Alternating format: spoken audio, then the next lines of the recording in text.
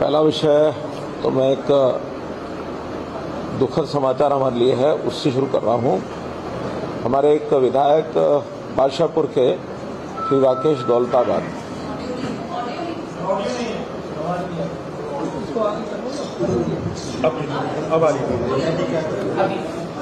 हमारे एक विधायक राकेश दौलताबाद एक बहुत ही दुखद समाचार ये है कि जिस दिन पोलिंग का दिन था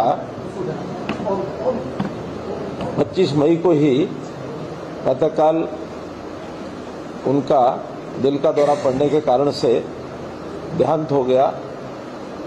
इस अवसर पर मैं उनको श्रद्धांजलि देते हुए प्रभु से प्रार्थना करता हूं कि जो भी लोगों के जैसे प्रतिनिधि थे सब लोगों को, परिवार के लोगों को भगवान इतनी शक्ति प्रदान करे, इस असह्य क्षति को सहन करने की शक्ति उनको मिले। मित्रों, जैसा 25 मई चुनाव का दिन था, चुनाव समाप्ति के बाद सब लोग अपने अपने क्षेत्र में एक आंकलन करते हुए और कल हम लोगों ने 27 तारीख को अपनी एक रिव्यू मीटिंग की और उस रिव्यू मीटिंग के आधार पर मैं आप लोगों के सामने जो विषय रख रहा हूं वो ये है कि हरियाणा की 10 की 10 लोकसभा सीटें और करनाल की विधानसभा सीट 11 की 11 कमल खिलाकर हम 4 जून को मोदी जी की झोली में डालेंगे। ये अलग बात है कि मार्जिन वेरी करता है, अलग अलग जो कॉर्नर से रिपोर्ट आई है उसमें कहीं ज़्यादा मार्जिन है, कहीं कम मार्जिन है।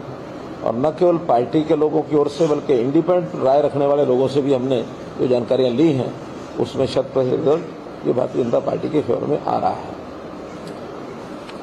चूँकि बहुत ऐसे विषय हैं जो चुनाव के दिनों में एक आरोप प्रत्यारोप के रूप में भी लगे हैं। मैंने तो हमेशा यही कहा है कि कांग्रेस एक प्रकार से हार का जो एक मुख्य कारण उनका, उसके कारण से बौखलाई बातें उन्होंने की हैं। देश भर की बातों में भी उनके नेताओं ने उसी प्रकार से कहा और हरियाणा के बारे में भी इसी प्रकार की जो हरियाणा के नेता उन्होंने कहा है। देश भर में तो अभी तक 6 चरण हो चुके हैं, 7वां एक चरण बाकी बचा है 1 जून को, और इन 6 चरण में भी मुझे ऐसा लगता है कि हम 360 और 370 के आसपास पहुंचे हैं, यानी एनडीए मिलाकर। और 7वें चरण में मेरा ऐसा मानना है कि निश्चित रूप से 400 को पार करेंगे। उसके बहुत बड़े सॉलिड रीजन है, कारण है। बड़ा कारण तो ये है कि मुख्य रूप से 2 ग्रुपों में ये प्रतियोगिता चल रही है। इसको चुनाव कहें, लड़ाई कहें, युद्ध कहें, प्रतियोगिता कहें, कुछ भी कहें, जिसमें एनडीए की तरफ का हमारा एक निश्चित सारा सिस्टम देश भर की जनता को पता है कि कौन प्रधानमंत्री बनेगा, कौन हमारी टीम है, कितने हमारे दल हैं, कौन उसमें डोमिनेट कर रहा है। जहाँ दूसरे दल का जो प्रश्न है यूपीए का, तो यूपीए में यानी कोई अपना एक सर्वमान्य नेता वो चुन नहीं सके हैं। और उसका सीधा कारण ये है कि मत भिन्नता इतनी ज़्यादा है कि वो दल कहीं कहीं मिलके भी लड़ रहे हैं, कहीं कहीं आपस में एक दूसरे के खिलाफ भी लड़ रहे हैं। अगर वो हरियाणा और पंजाब में कांग्रेस और आम आदमी पार्टी मिलकर लड़ रहे हैं तो दिल्ली में आमने सामने लड़ रहे हैं। इस प्रकार से और अन्य प्रांतों में अन्य पार्टियों के भी ऐसे विषय हैं। कोई किसी प्रकार का सामंजस्य उनका दिखाई देता नहीं है। नेता के नाते हर किसी के मन में लार टपक रही है कि जैसे कल ही यूपीए जीत करके और प्रधानमंत्री बनने वाले हैं। इस प्रकार का विषय ये हम सबको ध्यान में है। और जहाँ तक इश्यूज का विषय है, हम लोगों ने, क्योंकि लोकसभा का चुनाव है तो नेशनल इश्यूज पर ये चुनाव हमारा दायित्व भी है और लड़ना भी इसलिए चाहिए दुनिया को नेशनल इश्यूज का पता लगे। अन्यथा लोकसभा का चुनाव हो और उसको गली मोहल्ले पर लाके खड़ा किया जाए तो ये अपने आप में लोकतंत्र के साथ धोखा है। हाँ, जब कभी चुनाव विधानसभा के होंगे, जब कभी चुनाव लोकल बॉडीज के होंगे तो उन विषयों को वहाँ रखना ही चाहिए। लेकिन आज देश में, पूरे देश का स्थान दुनिया में क्या बना है, हमारे देश के लोगों में कितना अपने आप में विश्वास जागा है, चाहे वो राम जन्मभूमि का विषय हो और चाहे धारा 370 का हो, चाहे 3 तलाक की बात हो, चाहे गरीबों के लिए स्कीमें बनाने की बात हो, उसमें आयुष्मान की बात है, उसमें हर घर में जो सुविधाएं दी गई गरीब परिवारों में, उनको प्रधानमंत्री आवास योजना के अंतर्गत मकान बना के दिया, घर घर में पानी पहुंचाया, हर घर में बिजली पहुंचाई, हर घर में गैस सिलेंडर पहुंचाया, और गरीब लोगों के लिए आयुष्मान भारत का कार्ड जिसकी गारंटी सबकी दी है। और इसी प्रकार से किसानों के लिए, किसानों की भी जैसा MSP है, जैसा किसान सम्मान निधि है। अब किसान सम्मान निधि विषय ऐसा है जो कहीं मांग नहीं आई थी, लेकिन एक संवेदनशीलता के आधार पर प्रधानमंत्री जी ने स्वयं आगे बढ़ करके कि किसान, खास करके छोटा किसान, उसको ये राहत 6,000 रुपये के साल की अगर मिलती है तो अपना बीज खरीद सकता है, खेत में कोई खर्चा होता है उसको अपना पूरा कर सकता है, छोटे छोटे खर्चे उसके पूरे करके, और बाद में फसल का पूरा जो पैसा है वो अपने घर ले जा सकता है। तो ऐसी बहुत चीज़ें हैं। हमने उसमें स्टेट की ओर से भी बहुत चीज़ों को यानी एड ऑन किया है। जैसा ये हमारा आयुष्मान भारत है, इसके अंदर हरियाणा ने भी 1,20,000 के बजाय 1,80,000 लिमिट करके और चिरायु हरियाणा ये योजना आगे बढ़ाई कि हम इनको भी प्रदेश की ओर से इसका जो सारा खर्च है वो वहन करेंगे। यहीं तक नहीं रुके, 1,80,000 से 3 लाख तक इसमें एक नॉमिनल 1,500 रुपये साल का लेकर के, और वो 5 लाख का बीमा उनका भी किया। और अब तो उसके बाद जो हमने घोषणा कर रखी है चुनाव शुरू होने से पहले, नोटिफाई अभी होनी है वो, लेकिन उसमें एक प्रकार से इसको यूनिवर्सल कर दिया कि सब लोग 5,000 रुपये का एक प्रीमियम दे करके और अपने आप को उसमें जोड़ सकते हैं, कोई आयु का हिसाब नहीं है। तो ऐसी योजनाएं बहुत बनाई हैं। जहाँ तक आयुष्मान भारत 70 साल से ऊपर के लोगों का है, उसमें इंडिविजुअल के लिए 5 लाख रुपए का बीमा 70 साल से ऊपर के लोगों का, वो भी हमने अपने संकल्प पत्र में ये जारी कर चुके हैं। तो ऐसी लोकहित की योजनाएं, ऐसे नेशनल इंटरेस्ट के इश्यूज आज निर्णय प्रक्रिया में मोदी जी, अमित शाह जी, इनका देश और दुनिया में धाक जमी है कि कितने कॉम्प्लिकेटेड इश्यूज होते हैं, उसको कैसे सरल तरीके से और उसका निर्णय ले लेते हैं।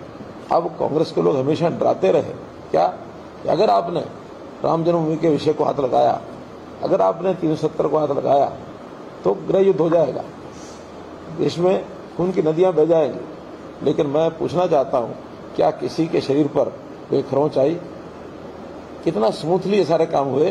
राम जन्मभूमि का कोर्ट ने निर्णय दिया और 370 का जो अमेंडमेंट है वो सरकार लेके आई, और किसी ने, बल्कि जम्मू कश्मीर के लोग उसमें आज प्रसन्न हैं।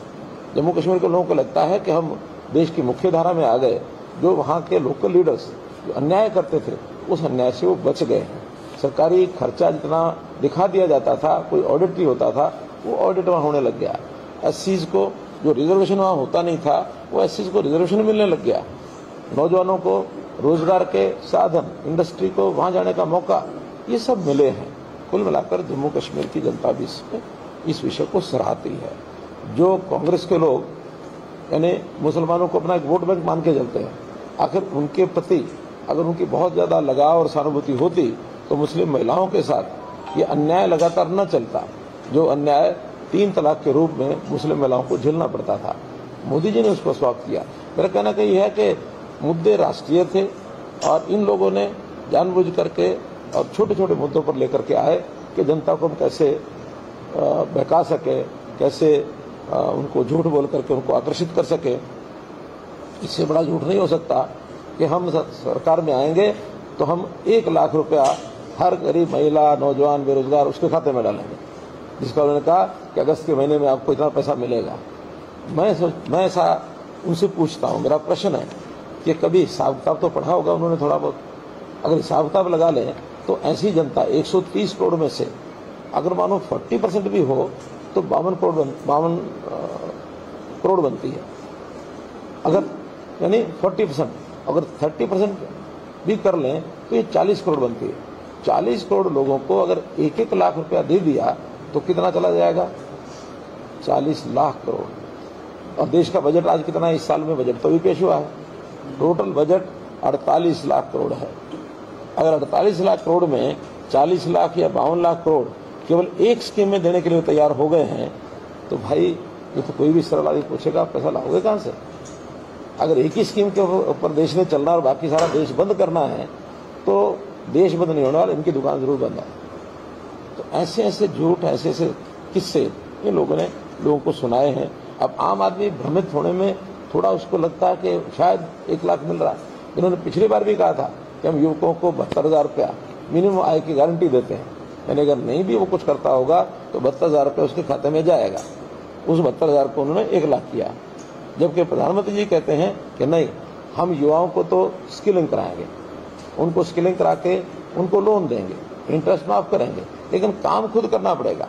और उस काम करने के लिए उन्होंने लोन के रूप में मुद्रा स्कीम चलाई, 10 लाख, अभी नए अगले 5 वर्ष के लिए 20 लाख कर दिया। छोटे छोटे रेडी फेडी वाले उनको 10,000 रुपया, 20,000 रुपया, 50,000 रुपया, अब 1 लाख कर दिया कि उनको जितनी आवश्यकता है बिना इंटरेस्ट के वो भी देंगे। स्वनिधि स्कीम के अंतर्गत महिलाओं के लिए उन्होंने कहा कि हम महिलाओं को लखपति दीदी, यानी जो सेल्फ हेल्प ग्रुप्स हैं, उनका उत्पाद वो जो बनाते हैं, छोटी छोटी चीजें बनाते हैं, कोई खिलौने बनाता है, कोई घर के सामान, कपड़े का सामान है, कोई बुनाई है, कोई कढ़ाई है, या कोई खाने की चीजें, कोई बिस्कुट बनाते हैं, कोई मुरब्बा बनाते हैं, कोई अचार बनाते हैं, इन सब की बिक्री की व्यवस्था हम करेंगे, क्योंकि इसमें सबसे कठिनाई काम है वो मार्केटिंग की है। तो इसके लिए हमने हरियाणा में तो घोषणा कर दी है, साझा बाजार बनाएंगे, और साझा बाजार में महीने भर का उत्पाद वो 1 दिन के लिए, 2 दिन के लिए बुक करेंगे तो शहर में सारा उनका बिक सकता है। तो ऐसे सभी सेल्फ हेल्प ग्रुप के लोगों को बिक्री के नाते, अगर उनकी बिक्री होती है 1 लाख से 2 लाख रुपए साल का, ये कमाएंगे। उनको लखपति बनाना है, लेकिन कमा के बनाना, मुफ्त में दे करके लखपति बनाना, उससे स्वाभिमानी व्यक्ति तो कभी आगे आता ही नहीं। ऐसे ही ड्रोन दीदी, ये जो कंसेप्ट है कि ड्रोन की सिखलाई, स्किलिंग, ये महिलाओं की कराएंगे, कि उस ड्रोन के कारण से, आज बढ़ती हुई टेक्नोलॉजी के कारण से ड्रोन का उपयोग अब हर जगह हो गया। फंक्शंस में, शादियों में, कहीं जुलूस निकलते हैं, कहीं जलसे होते हैं, ट्रैफिक के लोग, पुलिस उसका उपयोग करती है। अब तो इस प्रकार की हर चीज़ की फोटोग्राफी के लिए ड्रोन एक अच्छा मेथड आ गया कि जिसका सरकार भी जगह जगह उपयोग करती है। तो केवल इतना ही है कि ड्रोन को सिलाई करना और खेतों में मानो दवाई छिड़कनी है, खाद छिड़कना, नैनो यूरिया, वो ड्रोन से छिड़का जाएगा।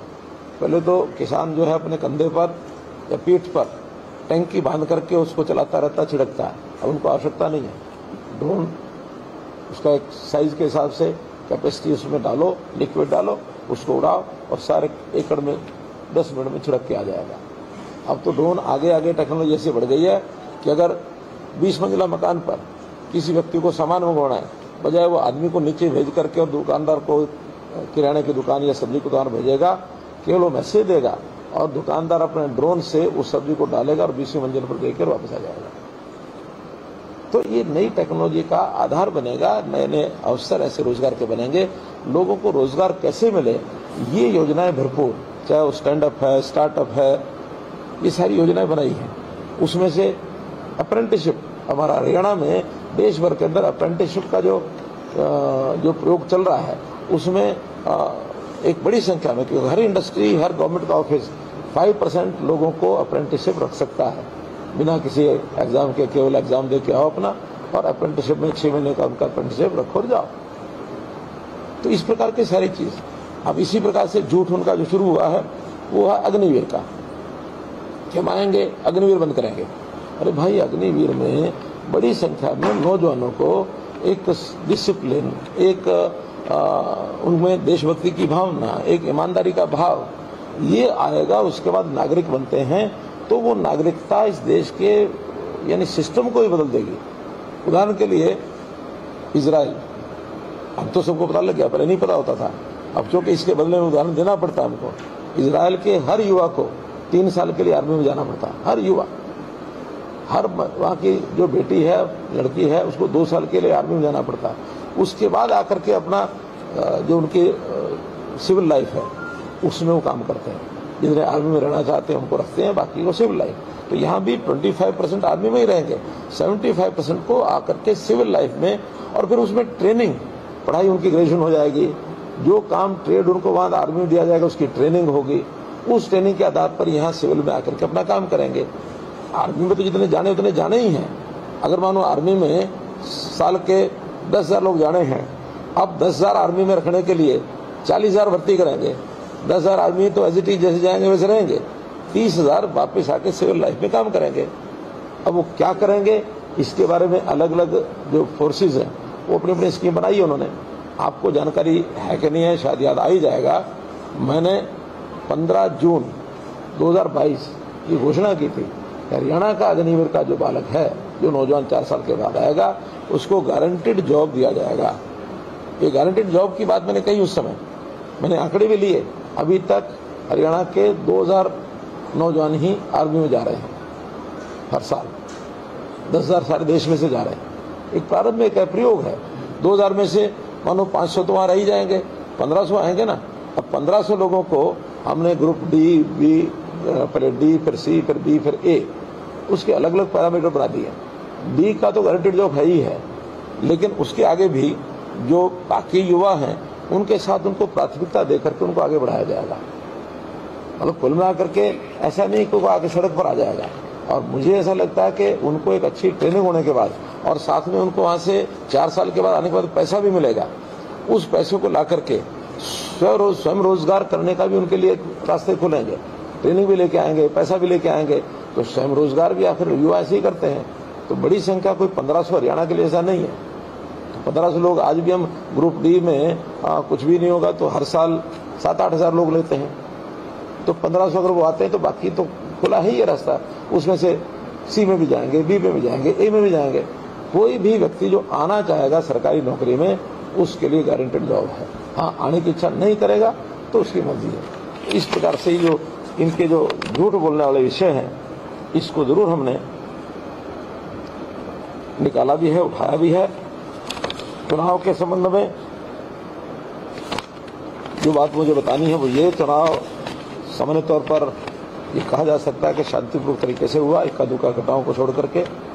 लेकिन कुछ स्थानों पर, खास करके मैं नाम लेके कहूंगा, कांग्रेस के लोगों ने बोगस वोटिंग भी कराई है और उस बोगस वोटिंग को हमने सख्ती से रोकने की कोशिश की है।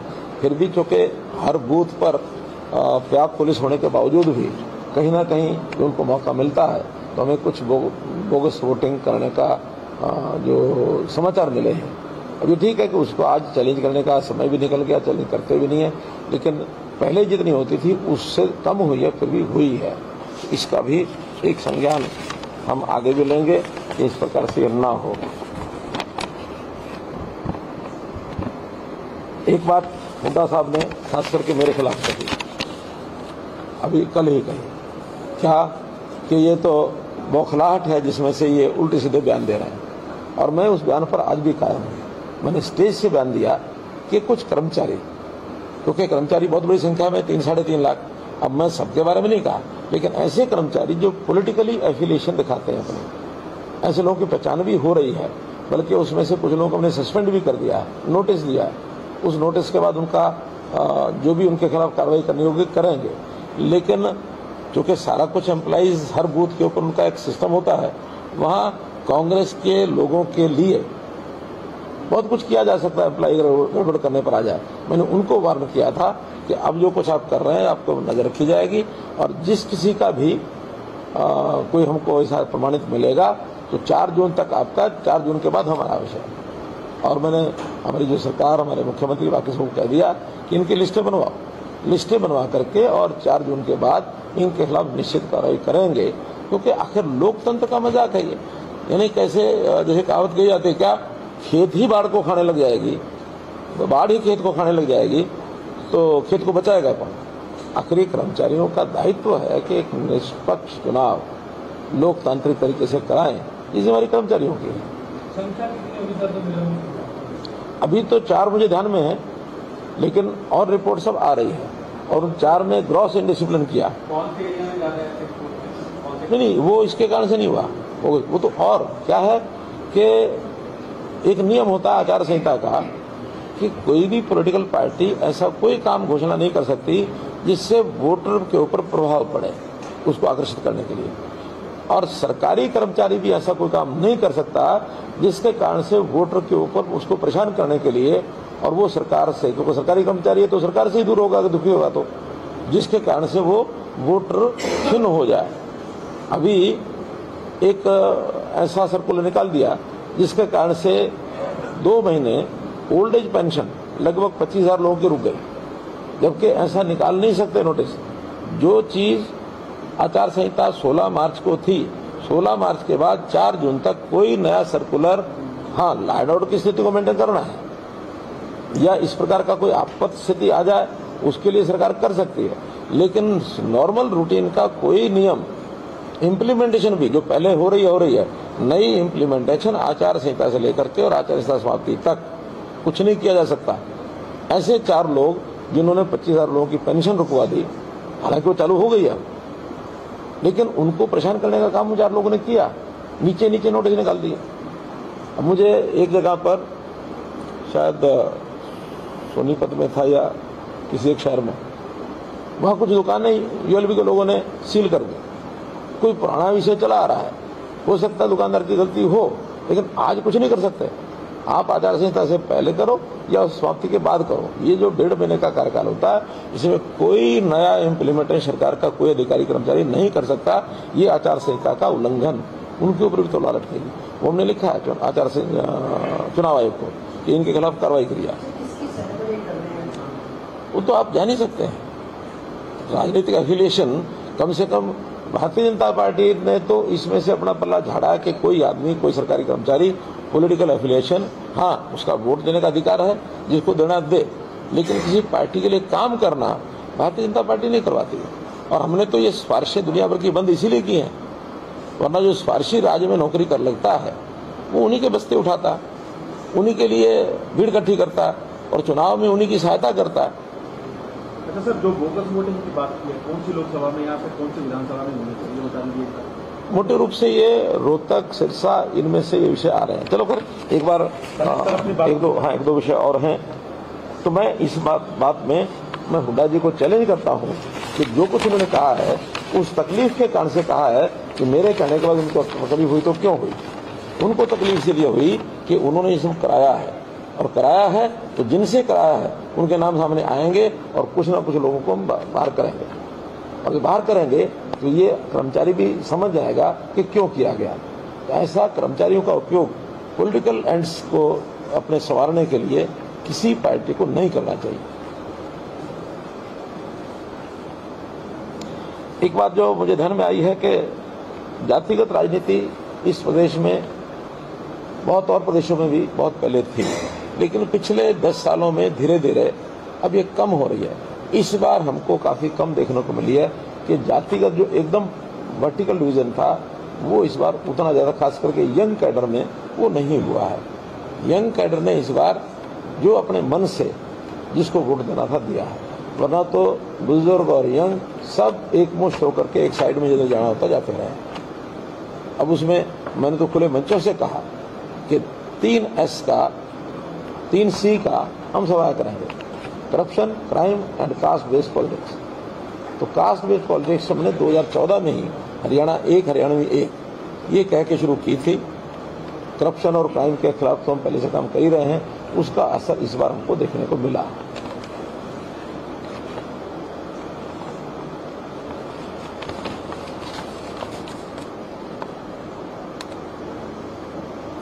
मित्रों, मोटे रूप से तो यही सब विषय थे। कुछ किसानों के बारे में, जो किसानों का मुखौटा उड़ करके कुछ जगह पर हमको मिले, उसका भी मैं पहले कह चुका हूँ, फिर दोहरा देता हूँ कि किसान विरोध नहीं है। ये किसानों का कुछ लोग मुखौटा उड़ करके, जिनका एक वैचारिक दृष्टि से ही वो एस्टेब्लिशमेंट के खिलाफ एक मूवमेंट खड़ा करने की फिराक में रहते हैं, और खास करके वामपंथी विचार के लोग। हरियाणा में बहुत कम है, फिर भी कहीं कहीं ऐसा दिखा है, चाहे वो करनाल में 1-2 गाँव में देखा, मुझे सिरसा में कुछ गाँव में देखा है, लेकिन बाकी जगह नहीं है। रोहतक में देखा हमको, ना सोनीपत में देखा, ना कहीं, हाँ अम्बाला में 1-2 जगह देखा है। तो खास करके जो पंजाब के साथ लगती बेल्ट है, इस बेल्ट में कुछ सिखों का लबादा पहन करके, कुछ किसानों का मुखौटा डाल करके, मैंने खुले रूप से बताया, कोई किसान हमारे सारे सिस्टम से नाराज नहीं है। किसान आज जितना हमारी पॉलिसी से सहमत है, कांग्रेसी पॉलिसी कभी हुआ ही नहीं है। बिजली पानी की बात कहीं कहीं, क्योंकि गर्मी इतनी थी, आज भी है, तो ये जो 7 दिन का या 10 दिन का, क्या इसको नाम दे रहे हो, नौतपा, तो ये संयोग से 25 मई को ही शुरू हुआ। तो ये मई का आखिरी सप्ताह पानी के लिए, बिजली के लिए ये संकट रहता है। बहुत हमने डिपार्टमेंट के साथ थोड़ा इतनी तो सुविधा लोगों को मिले, हम कह ही सकते हैं। उन्होंने कहा कि इस सुविधा का ध्यान रखना चाहिए, अपनी ओर से सब कोशिश की है। फिर भी ये गर्मी केवल हमारे यहाँ हरियाणा में ऐसा नहीं है, देशव्यापी इस समय गर्मी का इस समय चल रहा है। कल तो 49.5 डिग्री मैंने सुना है। हाँ, तो 49.5-50 डिग्री कहीं टेम्परेचर मैंने अभी अपनी लाइफ में नहीं सुना। 47-48 तक सुनते थे। अफ्रीकन देशों में तो 51-52 भी जाता है। इसलिए इस विषय पर भी कुछ लोगों ने राजनीति करनी शुरू की। दिल्ली के लोगों ने कहा हमारा पानी बंद कर दिया। पहली बात तो यह है कि कोई पानी बंद नहीं हुआ, जितना शेयर उनका है, शेयर में भी जो सुप्रीम कोर्ट ने अतिरिक्त आदेश दिया हुआ है, 719 कुछ क्यूसेक उनका शेयर है और 1050 क्यूसेक हम उनको दे रहे हैं। सुप्रीम कोर्ट की कंडीशन है कि 2 रिजर्वायर हैदरपुर और वजीराबाद दोनों रिजर्वायर भर के रखने हैं। अब दिल्ली सरकार क्या करती है, उसको भरने के लिए जो पानी जाता है उसको पहले से ही नई और नरेला के आसपास काट करके और दूसरी साइडों में निकालते हैं ताकि वो भर ना सके। तो ये हमने उनको बता दिया कि हमारा टोटल दोनों को भरने के लिए इतने क्यूसेक पानी है, उसको हम लगातार देते हैं, आज भी देते हैं। और उससे ज़्यादा अगर पानी मानो बरसात के दिनों में होता है तो उनकी डिमांड पर हम देते भी हैं। अगर बरसात में तो बजाय वो लेते भी नहीं है, हाँ, बरसात के दिनों में लेते भी नहीं है। हम तो चाहते ले जाएं, तो वो पानी जितना फिर होता जमुना में जाता ही है। लेकिन ये पानी की राजनीति दिल्ली की ओर से शोभा नहीं देती, तो इस नाते से इसको भी मैं कंडम करता हूँ।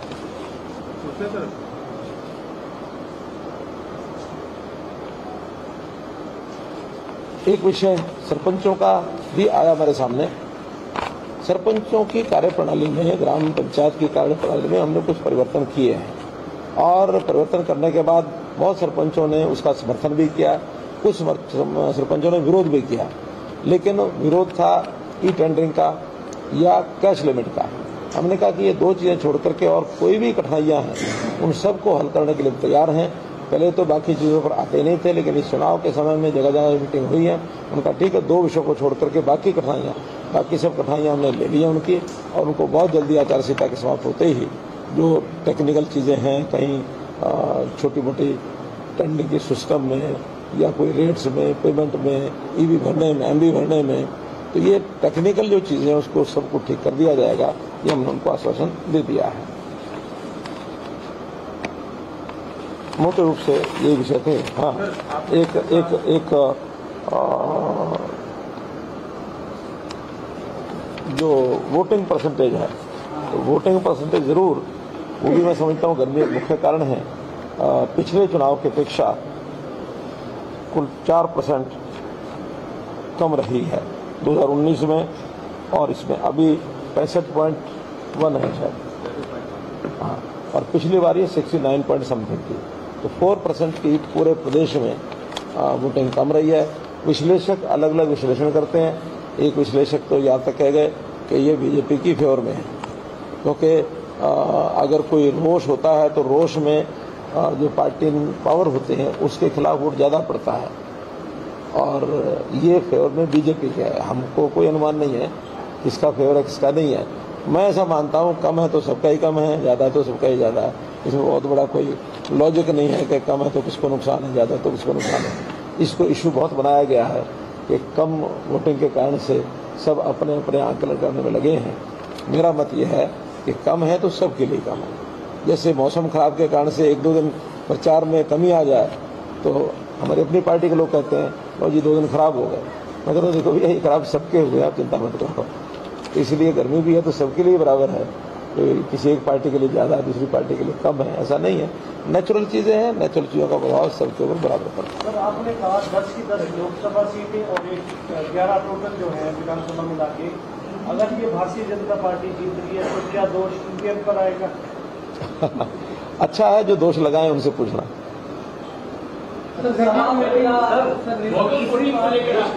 हाँ जी, हमने उस समय वर्बली बताया है और नोट किया होगा, लेकिन अब चूंकि पोलिंग ऐसा विषय है बोगस वोटिंग, उसको उसी समय जो रोका जाए तो रोका जाए, और उस समय नहीं रोकी, एक बार वोटिंग हो गई तो उसका कोई प्रमाण मिलता नहीं। नहीं, आपके तो बूथ के साथ 4 बूथ की बात की जा रही थी, पन्ना प्रमुख थे, चुनाव बूथ को कैसे मजबूत करना है, तो ऐसी स्थिति में कैसे बोगस वोटिंग ऐसा है, कुछ बूथ हमारे प्रभाव के रहते हैं, कुछ बूथ विपक्ष के प्रभाव के भी होते हैं।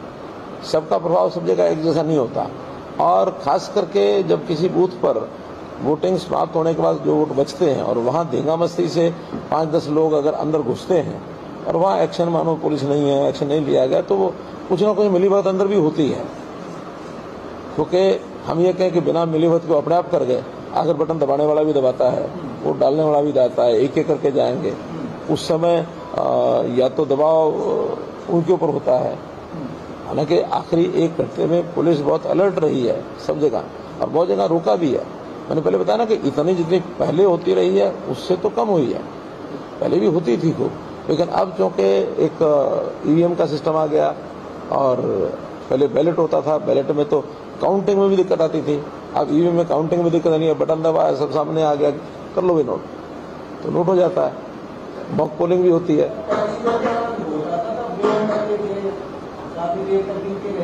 वो भी कह रहा ना, सुविधाएं काफी हुई हैं, फिर भी जितनी चीजें हुई हैं ये ना हो, इसके लिए हम आगे भी कोशिश करेंगे। सर, रिव्यू मीटिंग आपने कल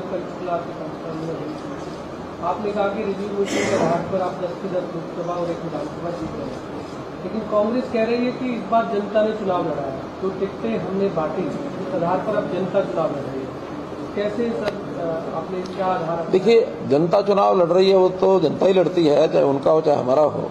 अंतर पड़ता है व्यवस्थाओं को देख करके ध्यान में आता है। मैं स्वयं लगभग 35 बूथों पर उस दिन गया हूँ, करनाल लोकसभा की सभी 9 की 9 विधानसभाओं में, कहीं 2 पर, कहीं 4 पर, कहीं 3 पर जाना। तो वहाँ होता है भी अपने टेबल हैं उनको जरा मिल लिए, एक बार अंदर बूथ में राउंड लगाए।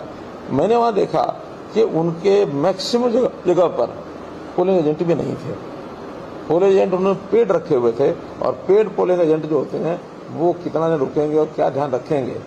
एक स्थान पर तो ऐसा अनुभव भी आया, एक पोलिंग एजेंट उनका था कांग्रेस का, अब उन्होंने सवेरे ना तो उनको नाश्ते की व्यवस्था की, ना उनको भोजन की व्यवस्था की, वो चाय का व्यवस्था, भोजन, नाश्ता अब सब करते हैं। तो हम भी कहते हैं बिहारी पोलिंग पार्टी भी और आप भी सब उसमें करो, पार्टी व्यवस्था करती है उसका।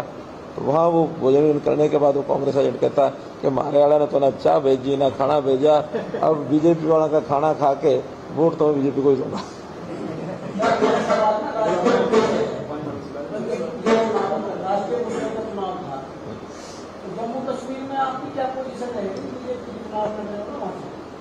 देखिए, ये जो लोग वहाँ गए हैं आज की डेट में तो वही बता सकते हैं, मैं तो 4 तारीख को शाम को बता पाऊंगा।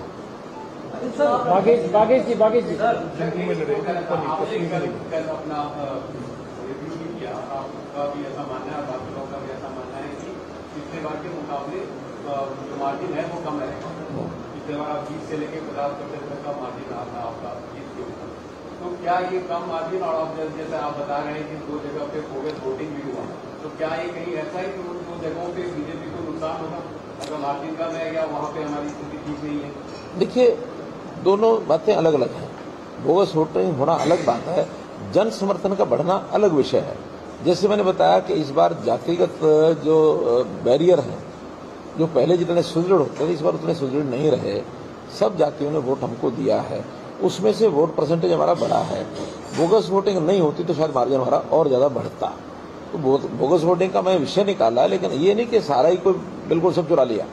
कुछ बूथों पर शिकायत आई है, वो आगे ना आए इसके लिए हमारी चुनाव मशीनरी को भी देखना होगा, सावधानी बरतनी होगी। अच्छा सर, रोहतक विधानसभा लोकसभा की बात करना, पिछली बार अरविंद शर्मा जी ने काफी कम मार्जिन से चुनाव 7,500। हाँ, तो अब की बात तो दीपेंद्र हुड्डा ने काफी मेहनत की है उस लोकसभा में, क्या लगता है आपको? मेहनत करने में तो कोई कम पिछली बार थोड़ी कम छोड़ी थी, पिछली बार भी कमी नहीं छोड़ी थी। तो इसलिए मेहनत तो सब करते हैं, मेहनत करना वैसे भी पॉलिटिकल पार्टी के लोग जो चुनाव लड़ते हैं उनको करना ही चाहिए। उनके मेहनत से नहीं होता है वोट मिलता, वोट मिलता है जन समर्थन का। तो जनता क्या समझती है इस नाते से, तो जनता के मन में इस बार जो है वो, जैसे मैंने पहले एक्सप्लेन किया कि भारतीय जनता पार्टी की सरकार बनेगी, एक बहुत बड़ा विषय चला जाता है। कम से कम 15-20% वोट ऐसा होता है जो पहले नहीं सोचता कहाँ डालना, वो आखिरी दिन उसका एक नियम होता है कि जीतने वाले को जिताओ, हारने वाले को हराओ।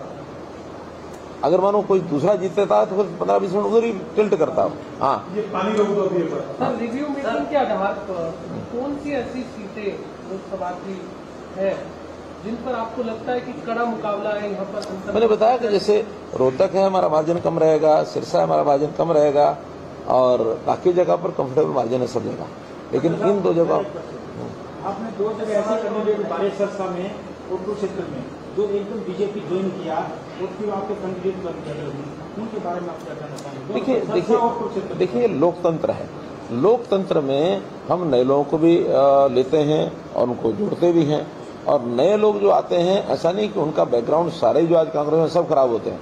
विषय होता लीडरशिप का। अगर आज राहुल गांधी के बजाय कांग्रेस का और कोई लीडर होता तो कांग्रेस की स्थिति कुछ और होती। अगर आज राहुल गांधी को जब ये प्रधानमंत्री के लिए कांग्रेस प्रोजेक्ट करती है तो मैं तो यहां तक कहता हूं कि अगर देश में भारतीय जनता पार्टी की या एनडीए की 400 सीटों लेकर के एक भारी मार्जिन से, भारी बहुमत से सरकार बनती है तो पहला श्रेय तो जाता है नरेंद्र मोदी जी को, और दूसरा श्रेय अगर किसी को जाता है तो राहुल गांधी को जाता है। अच्छा सर, आपकी लोकसभा सीट की बात करना चाहूंगा सर, आपकी लोकसभा सीट की बात ये पहले आप हाँ एक नरेंद्र मोदी की भाजपा की सरकार बनती है तो हरियाणा के लिए क्या प्राथमिकता है वो रहेगी, आपको लगता है? मुझे देखिए, पहली बात होती है जो रनिंग गवर्नमेंट होती है उसकी प्राथमिकता को बदलती नहीं है, वो रनिंग गवर्नमेंट पहले से ही अपना तय होता है। फिर हमारा जो संकल्प पत्र है उस संकल्प पत्र में सब एकदम स्पष्ट है कि हमने जो लोगों को, गरीब लोगों को सुविधाएं देनी, ज्यादा देनी है। वहाँ कोई एरिया स्पेसिफिक चीजें संकल्प पत्र में नहीं होती हैं। वहाँ पर तो बताया गया कि भी अगर जातियां भी हैं तो मोदी जी ने कहा हमारी 4 जातियां हैं। जातियों में एक गरीब है, एक जाति है, महिला एक जाति है, युवा एक जाति है, किसान एक जाति है। हम इन चारों के लिए, और इन चारों में भी जो डिजर्व करते हैं, क्योंकि हर वर्ग में चाहे वो सामाजिक हो चाहे वो व्यवसायिक हो, उसमें भी 3 ग्रुप होते हैं। एक होता लो इनकम ग्रुप, एक होता मीडियम इनकम ग्रुप, एक होता हाई इनकम ग्रुप। तो योजनाएं हमेशा हर वर्ग के लिए सबसे पहले प्रायोरिटी होती है अंत्योदय की। अंतिम का उदय हो वो हर एक जाति में मिलेगा, वो आपको हर एक वर्ग में मिलेगा, हर एक काम करने वाले मिलेगा। अब किसान है, किसान में एक छोटा किसान है, मार्जिनल, आधे एकड़ का, 1 एकड़ का, एक किसान है 10 एकड़ से भी ऊपर है, 20 एकड़ का है, एक किसान है 4 से 5 एकड़ का है, एक एरिया बिल्कुल सूखा बंजर है, मानो भिवानी जिला है, बॉर्डर का हमारा राजस्थान महेंद्रगढ़ जिला है। तो ये बॉर्डर के जिलों में ज्यादा जमीन होने के बाद भी उनके यहाँ इनकम नहीं है, और एक जिले ऐसे हैं जहाँ अच्छी फसल भी अच्छी होती है, पानी भी बहुत है, भूमि उपजाऊ है, वहाँ कम जमीन में भी ज्यादा वो होता है। तो ऐसे योजनाएं बनाते समय इन सब बातों को ध्यान रखा जाता है।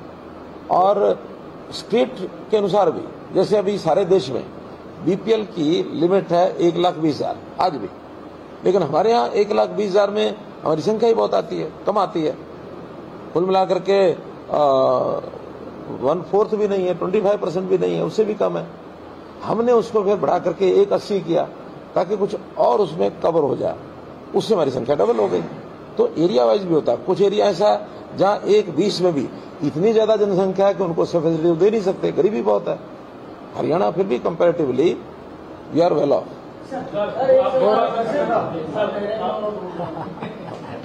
आपके पास अब कितने विधायक रहेंगे पार्टी आपके सामने? देखिए, सरकार बहुमत में है, बता रहा हूं। पहली बात तो ये नोट करो, सरकार बहुमत में है। दूसरा, 41 हमारे विधायक हो जाएंगे 4 जून को, आज 40 है, लेकिन 40 ही रह जाएंगे क्योंकि एक मेंबर पार्लियामेंट बन जाएगा सोनीपत के, तो 40 ही रह जाएंगे। एक जीतेंगे, एक को, लेकिन वो रिजाइन तो 15 दिन में कभी भी कर सकते हैं। तो अल्टीमेटली हो तो जाएंगे 41, लेकिन बाद में 15 दिन में कभी रिजाइन करना होगा तो करेंगे। इसलिए 15 दिन तक तो 41 है और 15 दिन के बाद वो 40 हो जाएंगे। फिर हमारे पास इंडिपेंडेंट, दुर्भाग्यपूर्ण स्थिति जो मैंने आपको बताई कि भाई एक हमारे राकेश दौलताबाद चले गए, नहीं, बिल्कुल पक्का। मेरी 3 दिन पहले बात हुई, नहीं 3 दिन पहले बात हुई, उनका मैं इंडिपेंडेंट हूँ, हो सकता आगे भी मैं इंडिपेंडेंट ही रहूँ। मैं आज उसके जाने के बाद कह रहा हूँ, क्योंकि उन्होंने कभी नहीं कहा कि मुझे भाजपा ज्वाइन पहले कराओ। कुछ ऐसे भी थे इनका कि हमें भाजपा ज्वाइन कराओ तो हम आज ही आ जाते हैं। हमारे यहाँ एक डिसिप्लिन पार्टी है, केंद्र के साथ बातचीत करनी पड़ती है, तब जाके होता है। नैनपाल रावत हमारे साथ पक्के हैं, कांडा हमारे साथ पक्के हैं। हो आज तो है ना, अभी तो स्थिति आज की है। अब टिकट तो 4 महीने बाद का विषय आएगा, उस 4 महीने बाद क्या होगा क्या नहीं होगा समय देखेंगे। और टिकट हम कोई ऐसा थोड़ी कि देंगे कि नहीं देंगे, कोई फाइनल थोड़ा कि नहीं देंगे, दे भी सकते हैं नहीं भी दे सकते हैं। आज हमारे निर्णय नहीं, लेकिन आज वो हमारे साथ खड़े हैं। ऐसे ही 2 आदमी जेजेपी के एकदम पक्के हैं हमारे पास। कौन? जुगराम सिहाग और रामनिवास, ये बाकायदा नाम लेके बता रहा हूं मैं, जिन्होंने हमारे मंचों पर जाकर के सारा काम लोकसभा में किया है। तो 41 और 2 43 और 2 45, नहीं कोई कमी नहीं, नहीं इसलिए कमी है कि एक ने तो रिजाइन कर दिया 89, एक डेथ हो गई 88, तो 88 में 45 हैं तो है ना, इसलिए मेजोरिटी तो हो गई। इसके बाद कुछ लोग ऐसे हैं जो अनडिसाइडेड मानस में हैं, उनके नाम मैं नहीं बताऊंगा, वो ही बताएंगे। नहीं कांग्रेस में नहीं है, ना इधर है ना उधर। इसलिए सरकार एकदम पूर्ण बहुमत में सरकार, नहीं ये अच्छा विषय है, इसलिए जरूरी इसलिए है कि अब इसमें पहली बात तो कि नो कॉन्फिडेंस मोशन स्वीकार करेंगे कि नहीं करेंगे।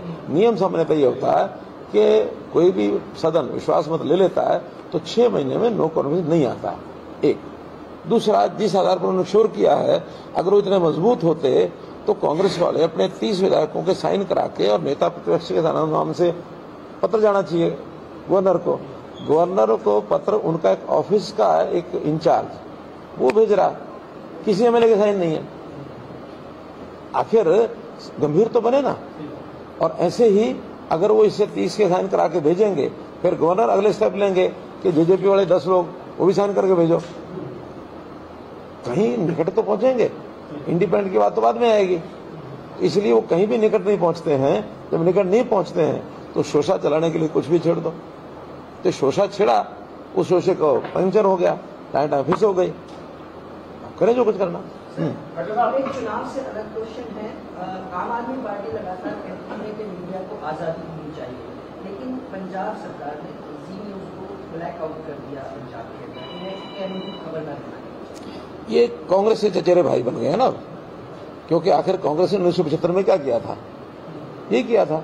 अब इनको लगता है कि शायद वही रास्ता अपना लें, तो वो रास्ता अपनाएंगे तो ये कहीं का नहीं रहेंगे। मीडिया स्वतंत्र रहना चाहिए। हाँ, एक बात मैं जरूर मीडिया से अपील करता हूं कि मीडिया को बायस नहीं होना चाहिए। मीडिया सत्य दिखाए, पक्ष की बात है पक्ष की करे, विपक्ष की बात है विपक्ष की करे, और जो किसी ने कहा वो करे। अपना मत अपने लेखों के माध्यम से, अपने संपादकीय के माध्यम से मीडिया को अपनी बात कहने के अधिकार हैं। वो कोई संपादकीय लेख लिखें, लेकिन किसी और के मुंह में डाली हुई बात को वो ना लिखें। जो कुछ कोई कहता वो लिखें, और किसी एक तरफ टिल्ट भी ना हो। जो कहा है ठीक है, हमें पता है कि विपक्ष के लोग हमारी आलोचना करेंगे, हम विपक्ष के करेंगे। निर्णय मीडिया ने भी नहीं करना, निर्णय जनता ने करना। कुछ आप पूछ रहे थे? कि जो परिवार पहचान पत्र है उसमें जो करेक्शन होना था वो पिछले 6 महीने से बंद है, लोग बड़े परेशान। ऐसा कि परिवार पहचान पत्र अपने आप में एक यूनिक और बहुत बड़ा एक प्रोजेक्ट है, किसी प्रदेश में लागू नहीं है, किसी देश में लागू नहीं है। उसमें कुछ जो छोटी मोटी ऐसी शिकायतें हैं, शिकायतों के कई आधार हैं। एक आधार तो है कि कहीं जेन्युइन गलती हुई है, उसको ठीक करेंगे।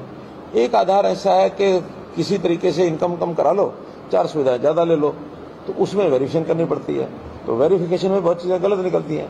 एक आधार ये है कि 5 लोगों का परिवार है, अब क्योंकि 5 लोगों के परिवार को 5 लाख रुपए का बीमा होना है, क्यों ना ऐसा करें, इसके 2 बना लें, तो 5 लाख उस परिवार को मिल जाए, 5 उसको मिल जाए।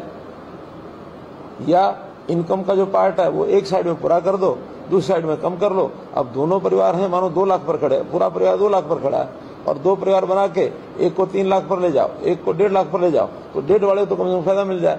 तो ऐसी कुछ चीजें हैं जो इंटरनली ध्यान में आ रही हैं। इसका रास्ता क्या निकलेगा अभी चुनाव के बाद हम लोग अपील जरूर करेंगे कि जो है वो सत्य है वो बताओ, जो सत्य ना जेन्युइन कोई है, हमने उसको ठीक किया। आज भी कम से कम 2 लाख से 2.5 लाख चीजें जो त्रुटियां हैं उसको वेरीफाई करके ठीक किया है। अब इस समय आज की डेट में लगभग 47,000 एप्लीकेशन ऐसी हैं जिनको डिसाइड करना बाकी है।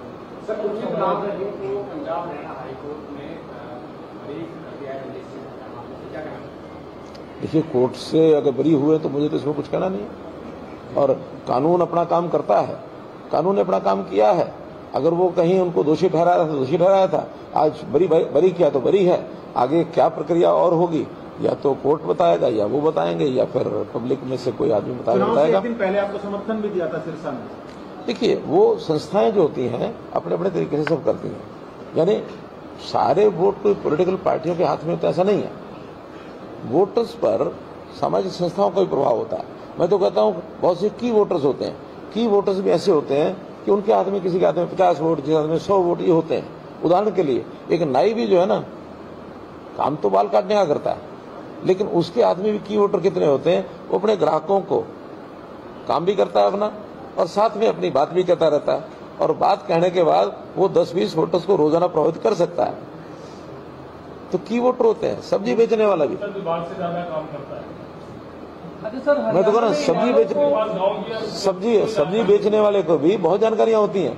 वो माता जी सब्जी ले जाओ, फिर क्यों पड़ा वोट, बस ऐसा पूछ के और वो अपनी बात करेगा। तो चुनाव एक ऐसी प्रक्रिया है, इसमें सब लोगों को सब छूट होती है। इतना ही है इस देश की ताकत, लोकतंत्र की ताकत, कि यहाँ स्वतंत्रता बहुत है और ये कहीं रेस्ट्रिक्टेड नहीं है। अशोक जी हाँ,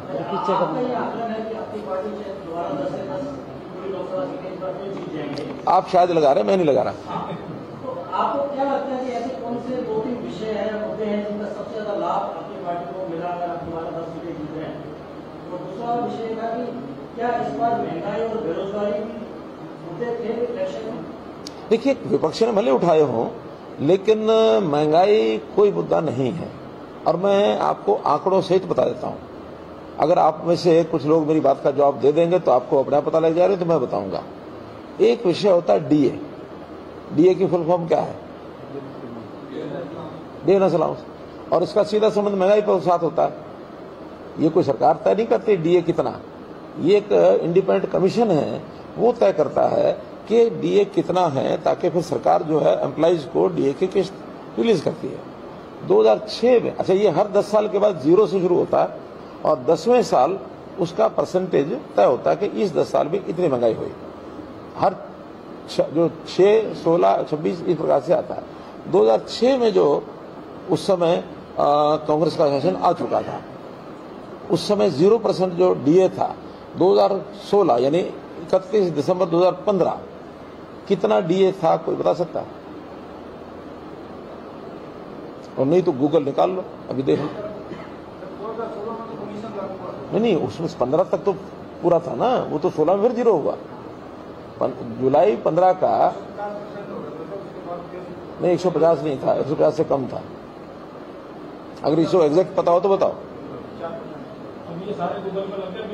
निकालो, मैं चाहता हूं निकालो कि जुलाई 2015 डीए रेट क्या था।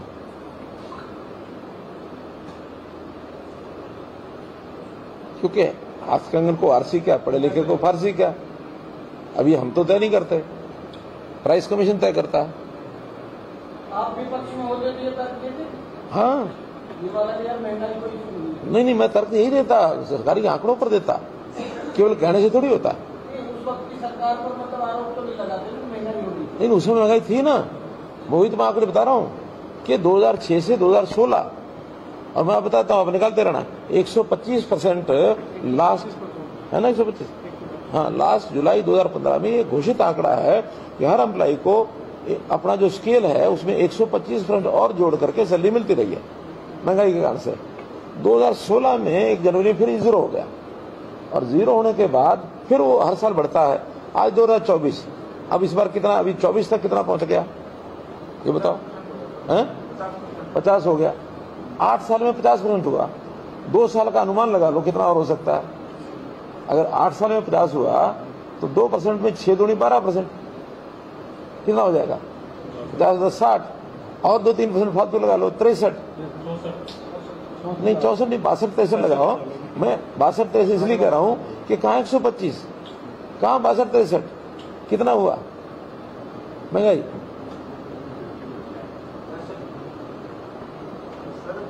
सरकार में 4 या 5% बढ़ता है, तो उस समय कितना बढ़ता था?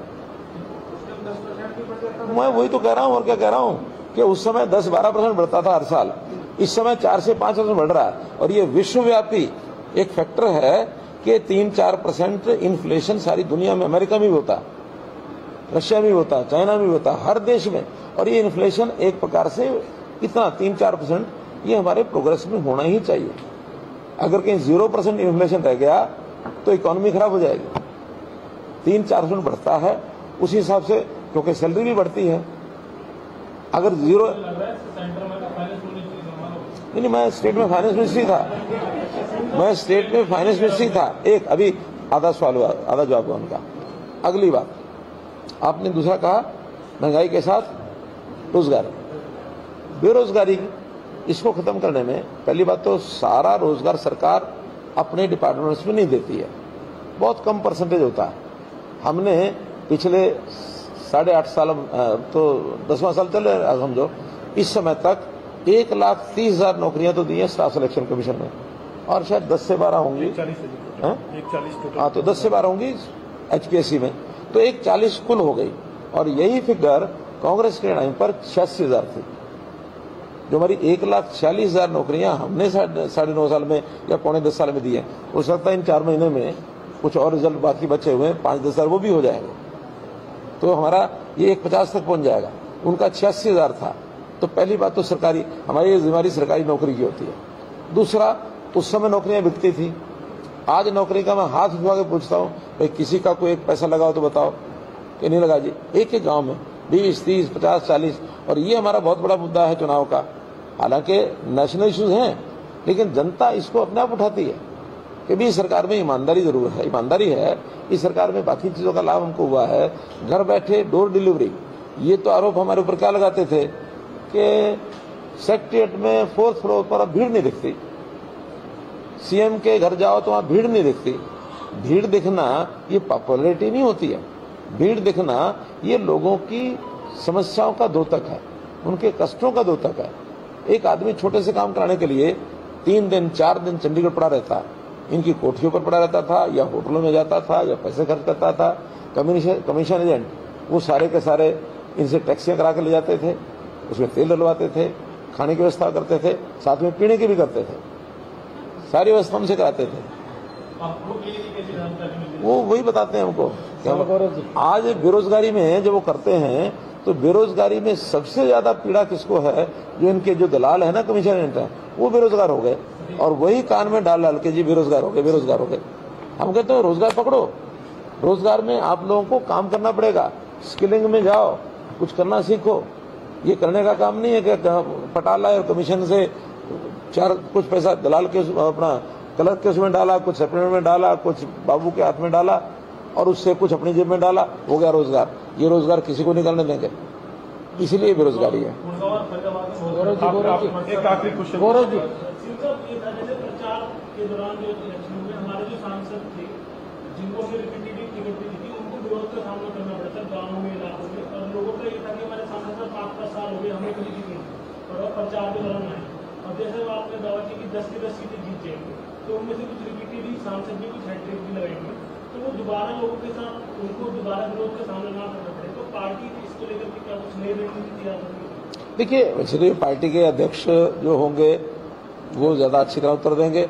आज संयोग से हमारे जो चीफ मिनिस्टर हैं वही पार्टी के प्रदेश अध्यक्ष हैं, रणनीति बनाएंगे। फिर भी सहायक की भूमिका में, सहयोगी की भूमिका में, सलाह देने की भूमिका में रहूंगा।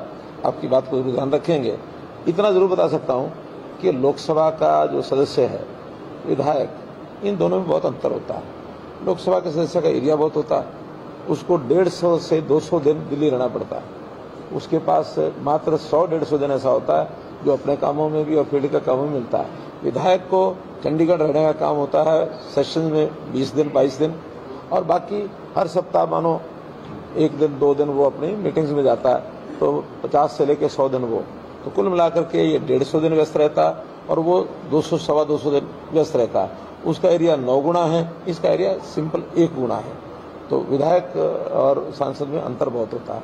फिर लोग जो हैं स्वाभाविक रूप से, जिनको पता नहीं होता भी सांसद का काम क्या है, विधायक का क्या है, सरपंच और म्यूनसिपैलिटी वालों का क्या है, हर छोटी बड़ी समस्या को लेकर के सब लोग जो हर जगह जाते हैं, उनका तकलीफ है, जाएंगे।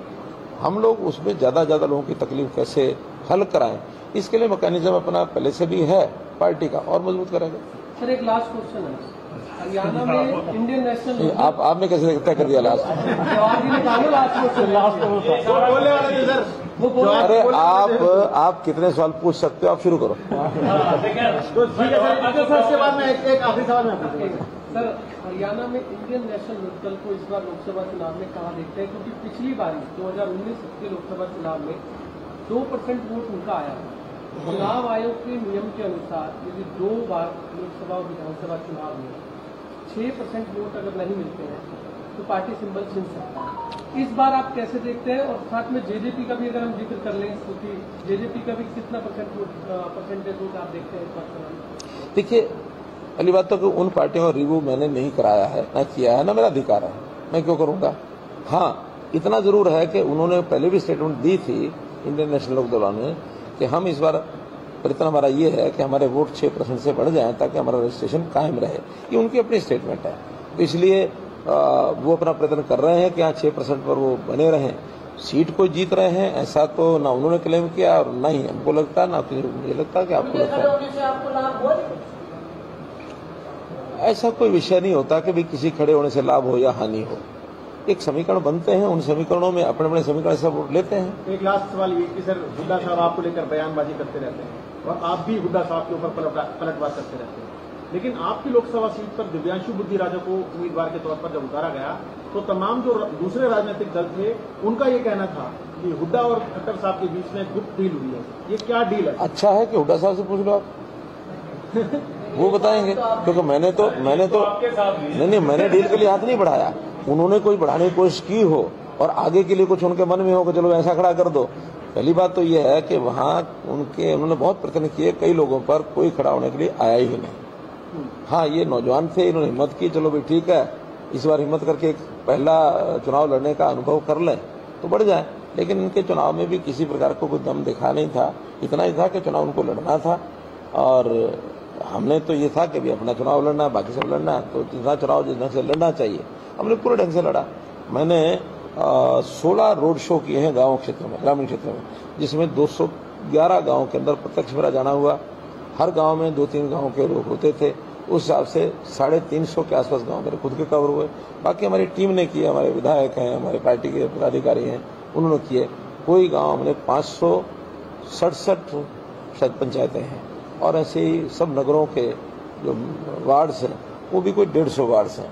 तो ऐसे कुल मिला के 700-750 इकाइयाँ कोई छोड़ा नहीं है। संयोग से एक विधानसभा ऐसी भी है जहां मुख्यमंत्री ने पूरा समय लगाया क्योंकि वो बाई इलेक्शन लड़ रहे हैं।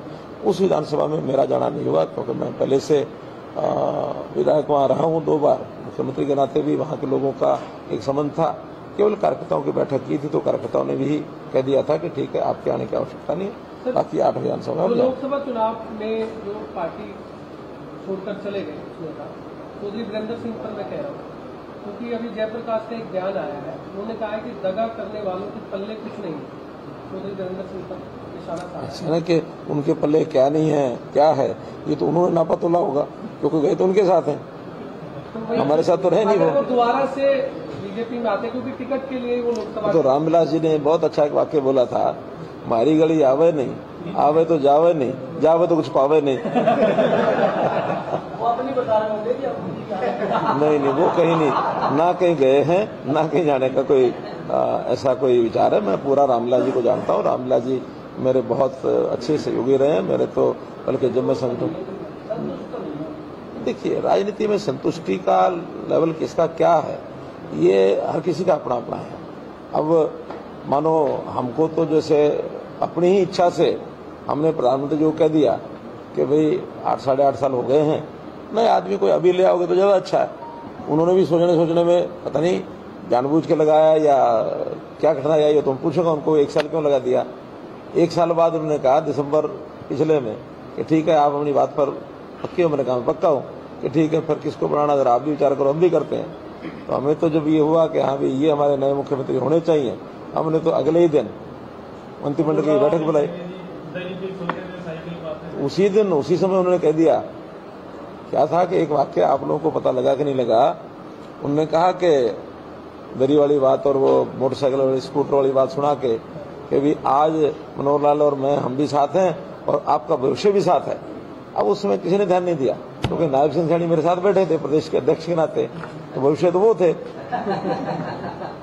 तो वो संकेत उस समय कर गए थे और मुझे उन्होंने कह दिया था कि ठीक है, अब जो कुछ प्रक्रिया उसको अपना सेट करो। हमने 11 को ही रात को मंत्रिमंडल की बैठक बुलाई और 12 को गवर्नर साहब के पास मंत्रिमंडल इस्तीफा दे दिया, 12 को ही विधायक दल की बैठक बुलाई, उसी में नया नेता का चुनाव कर दिया। फिर जाकर के उनको सभी विधायक जाके बताए और ओथ कराओ। तो गवर्नर साहब ने कहा कि कब करानी? मैंने कहा आज ही करानी है। इतना जल्दी क्यों है? मैंने जितना जल्दी आज तो पूरा हो जाए। मैंने कहा ठीक है, शाम को करा लेते हैं। और 13 को ही फिर हमने सेशन बुलाया 24 घंटे के अंदर ही। उस सेशन में कॉन्फिडेंस मोशन हुआ और कॉन्फिडेंस मोशन के बाद सबको लगा कि धन्यवाद हो गया और खत्म हो गया सेशन। मैंने स्पीकर साहब का नहीं 5 मिनट मुझे भी जरा सदन का धन्यवाद करना है, तो 5 मिनट में सदन का धन्यवाद किया और आखिर में मैंने ये कहा कि भाई एक विधानसभा देखभाल के लिए मुख्यमंत्री को चाहिए, इसलिए मैं करनाल विधानसभा से सेवा देता हूँ। इतना स्मूथ कभी किसी पार्टी में देखा पूरे देश भर में। तो ये संतुष्टि असंतुष्टि ये अपने अपने तरीके की होती है, सबको सब नहीं होते। आप लोगों में भी इतने सारे लोग हैं। इतने राव साहब ने मानेसर में ये कहा, हमने बार-बार मुख्यमंत्री जी को चिट्ठी लिखी, लेकिन हमारी चिट्ठी को काट दिया गया। गुड़गांव के लोगों किसानों की बात नहीं सुनी गई सरकार। देखिए, ये विषय पार्टी के अंदर का है। उन्होंने जितना लिखा गया उनमें पूरा काम भी किया। वो कासण के किसानों का विषय था। कासण के किसानों को हमने पॉलिसी बना दी बढ़िया और बढ़िया बना के नोटिफाई कर दिया है। बहुत लोगों ने मुआवजा उठा लिया है। अब अपने अपने क्षेत्र के लोगों के साथ लोगों का थोड़ा सा एक फिक्स रहे सहानुभूति सब करते ही हैं। मैं अपने क्षेत्र में करता हूँ, अपने क्षेत्र में करते हैं, लेकिन जो बेस्ट पॉसिबल होता है वो सब करते हैं। वो हमने किया। बहुत बहुत धन्यवाद। माननीय मुख्यमंत्री ने जब प्रेस वार्ता की तो अपने साथी राकेश गुप्ता जी को श्रद्धांजलि दी थी। यहाँ आने से पहले माननीय मनोहर लाल जी राकेश गुप्ता जी के परिवार से मिले, उनके पिताजी से मिले, उनके दोनों बेटों से मिले, उनकी माताजी से, उनकी पत्नी से अपनी संवेदनाएं व्यक्त करने के बाद यहाँ पर आए थे। मेरे मीडिया के यहाँ के प्रोग्राम के इंचार्ज विजेंद्र जी, सह मीडिया प्रमुख राकेश राणा जी और बाकी जितने साथी नजर आ रहे हैं, जयवीर जी, लक्ष्मी नारायण जी, नागर साहब है, हमारी पूर्व जिलाध्यक्ष सुंदरी जी है, इन सबका भी मैं आभार व्यक्त करता हूँ। सभी मित्रों से मेरा अनुरोध है, सभी भोजन करने के पश्चात यहाँ से जाएंगे। आप सबका बहुत बहुत धन्यवाद।